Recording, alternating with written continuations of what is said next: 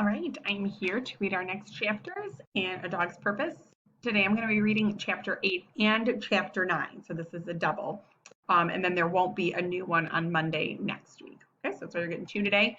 Both sets of questions will be in the episode description underneath. So you can click for the chapter 8 and chapter 9 comprehension questions. All right, there'll be two separate links.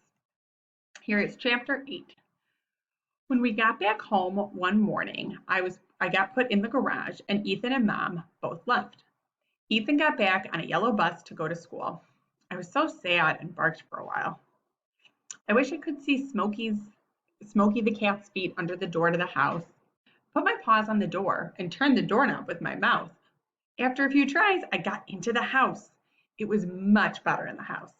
I got some pizza from last night's dinner off the counter, and then I ate a can of Smoky's cat food. I took a nice nap on the couch.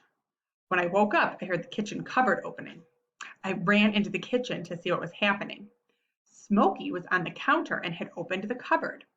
He hid a bag of food inside the cupboard and knocked it down to the floor. I bit through the bag and ate some salty, crunchy things. Smoky knocked down another bag of food, and I ate that too.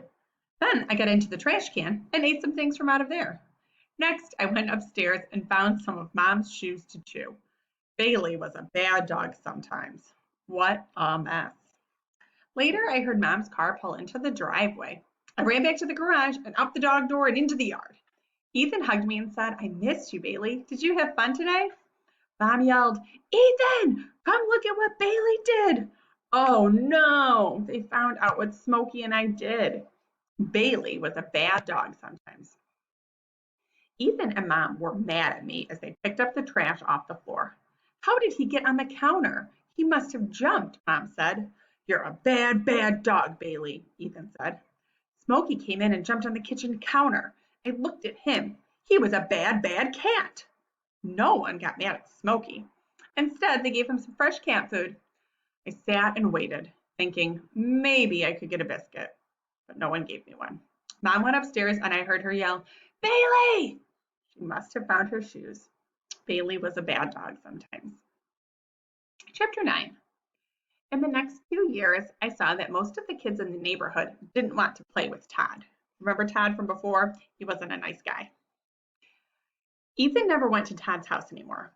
I didn't like it when Ethan had to go to school, but I loved it when summer came and we went to the farm. When I got there, I would run around and see Flair the horse and the ducks. I could smell the skunk in the woods, but I didn't run after her. If she wanted to play, she knew where to find me. One day, Ethan took me to town to the dog park. I saw a boy and his dog playing with a frisbee. When we got to the house, Ethan wanted to make something like it. Ethan called it the flip. He cut up a football and asked Grandpa to put a few stitches in it. Ethan threw the flip, but it didn't go very far. I sniffed it. "Bring the flip back, Bailey," Ethan called. I brought it back. For the next hour, Ethan kept making me get the flip after he threw it. I didn't like the flip very well, and didn't think it was very fun, so I got a stick. We stopped playing when a girl Ethan's age came up. I walked up to her, wagging my tail. She petted my head. She was carrying a basket with sweet-smelling bread. I looked at her, hoping she would give me the basket. The girl said, "My name is Hannah. I live down the road. My mom made some brownies for your family."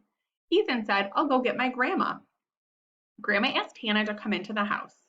Ethan asked Hannah if she wanted to see the flip. Hannah stayed for a while and went to the pond to see the ducks and pet Flair on the nose. Then she got on her bike to leave. I ran beside her, but Ethan called for me to come home. I had a feeling we would see Hannah again.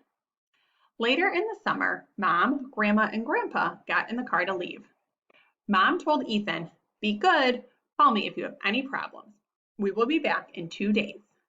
They left, and Ethan and I were alone at the farm. When they left, everything was more fun.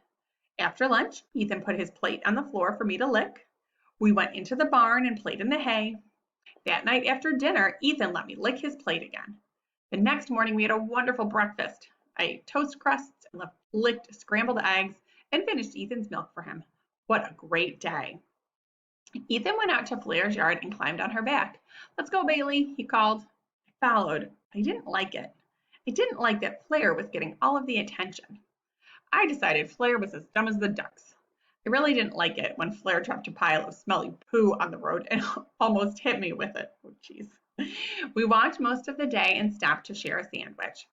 After a while, Ethan said, "Which way do we go, Bailey? Do you know where we are?" Ethan and Bailey were lost in the woods. When we got to the top of a hill, I saw a snake. When Flair saw the snake, she got really upset. She screamed and jumped up, kicking her legs. Ethan fell off of her back. I ran to him, but he was okay. Flair started to run away. Ethan ran after her, but she got away. Ethan started crying. "Oh no, Bailey, what are we going to do?" he said. I put my face into his hands to try to make him feel better. I thought the best thing for us to do would be to go home and eat some more chicken. Ethan and Bailey were lost in the woods. We walked a long way in the woods and were getting tired. It started to get dark. Ethan and I fell asleep together in the leaves. I put my head on top of him and my belly on his back to keep him warm. The next day we walked around the woods more. I was worried about Ethan. He looked so scared and tired. We found a stream and drank water from it. That night we slept together in the woods. Ethan and Bailey were lost in the woods. The next day we kept walking through the woods trying to find our way back to the farm. It was almost nighttime again when we heard a man call to us, "Hey, are you Ethan?" The man gave us a car ride. In the car he said, "We've been looking around the whole state of Michigan for you." We got to a big building called a hospital, and Mom and Dad and Grandma and Grandpa hugged us. Ethan got taken into the hospital in a wheelchair, and Grandpa took me for a car ride back to the farm. The next day, Ethan came back home. I was so happy to see him, but he seemed sad. Dad told him he was a bad boy. No one said anything about Flair, and this was all her fault. She was the one who ran away and left us. I was so mad I wanted to go bite that horse, but I didn't because she was so big. Soon it was time to leave the farm, and we went back home. Right, that's the end of chapter 9. It had a lot of action in it, right? So remember, the comprehension questions for chapters 8 and 9 are in the description down below. I hope you'll check them out.